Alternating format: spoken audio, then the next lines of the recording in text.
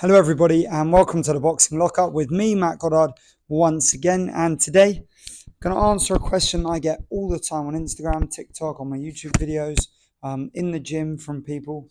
And that question is very simply, where do I look when I'm boxing? Okay. Now, this is actually a very easy question to answer, but there's a lot of different schools of thought on it. And obviously there's an element of individualism to all of this. Certain guys prefer to keep their eyes down and be looking at the feet. Certain guys prefer eye-to-eye contact. But my personal preference is for the broadest and I think the most all-encompassing option in this. Now, what you have to consider when you're talking about your eyes is your peripheral vision. I don't necessarily need to be looking directly in your eyes to see your face. I also know that if I can see your chest, I know where your head is, because your head can't be over here while your chest is over here. It just doesn't work. It's not possible. You can't detach your head. It's not Harry Potter. You're not nearly headless Nick. That doesn't work, right? So what I'm doing is I'm actually looking, my personal experience and what I would advocate with the people that are trainers, I'm looking at the solar plexus. Okay, I look here. Now, by doing so, I give myself the ability to engage my peripheral vision to address the entire body. So when I look here, my eyes are tilted down. I look out the tops of my eyes. To you, this may seem like I can't see, but I'm looking at what is the center of my ring light right now. I can still see the phone out of my peripheral vision, tops of the eyes. I can see my feet out at the bottom of my eyes. If I can see my feet, I can see my opponent in front of me. If I can see that camera, then I can 100% see the opponent's head in front of me. More importantly than that is I can see what their hands are doing. I've got my eyes tucked in nice and tight. I've got my hands up. I'm in my stance. I'm in my high guard.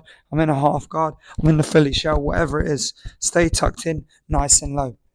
The benefits of this are multiple. First and foremost, it enables me to maintain a stronger neck position.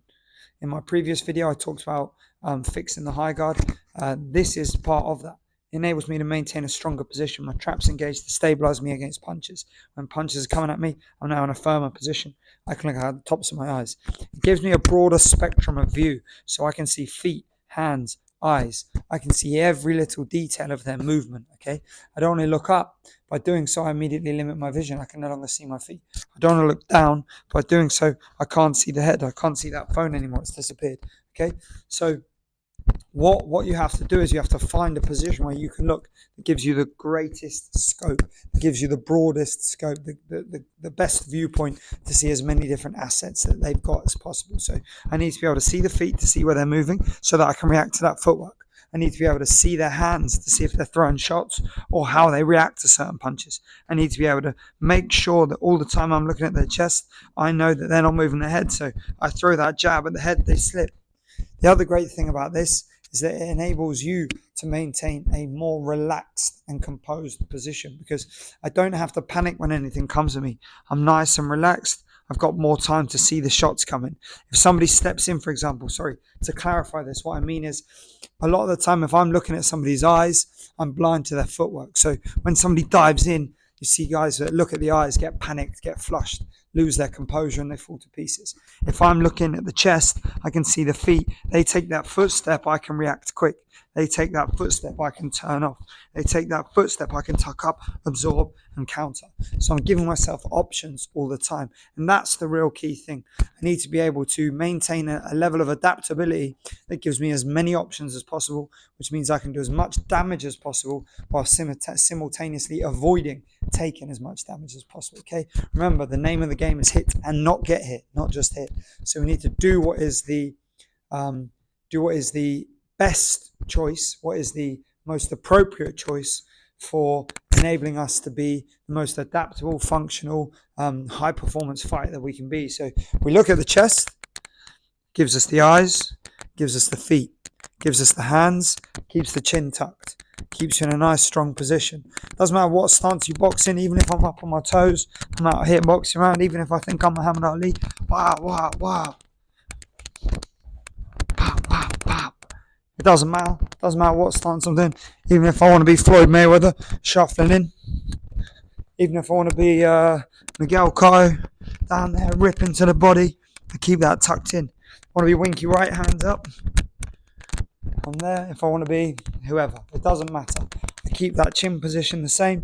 I keep looking at the chest. It gives me the opportunity to react, slip and slide, bob and weave, throw the punches I need to punch without sacrificing position and without opening myself up to feints, to draws, to invisible movements that I can't see because my eyes are too high, my head is too high, and as a result, I'm going to get picked with big shots and I'll get hurt as my opponent makes those informed decisions. A really good example of this is Amir Khan. Now, Amir Khan, when he came in punching, always came in with the head high, steaming in, chin up, eyes up, staring down the line of his shots. Fantastic. Really good when the opponent didn't have any boxing IQ to counter that. The minute he came in against opposition who were patient and had the IQ to counter that, they waited for that footstep. They're nicely tucked. They see them shots coming. That foot drops. Boom, there's the overhand. That foot drops. Boom, there's the overhand.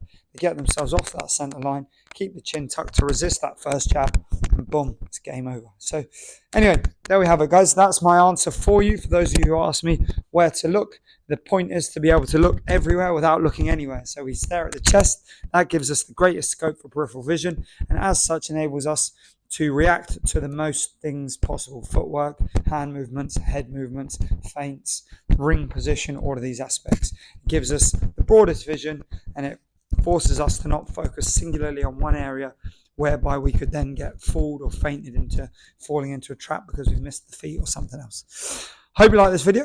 If you did, don't forget to like, subscribe, comment below any questions you may have, and please do check out the rest of my content. I really appreciate you all. Have a great day, everybody.